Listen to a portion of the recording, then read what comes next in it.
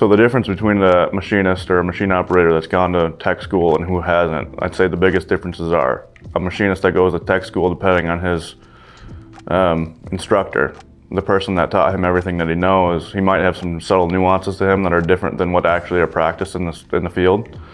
I don't really have a great example for that, but an advantage that they definitely have coming out of school is the technical, like GD&T for a bolt pattern.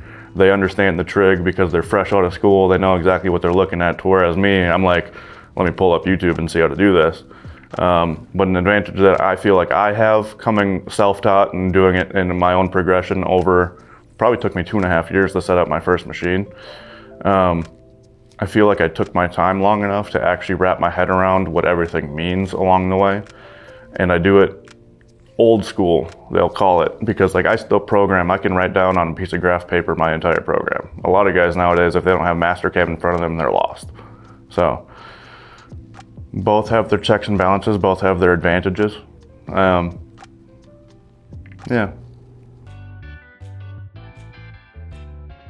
Hey, you're still here. Great. You know what else would be great? Why don't you click the like and share and subscribe buttons on these videos so that more people just like you can see them. We'd love to put them to work too.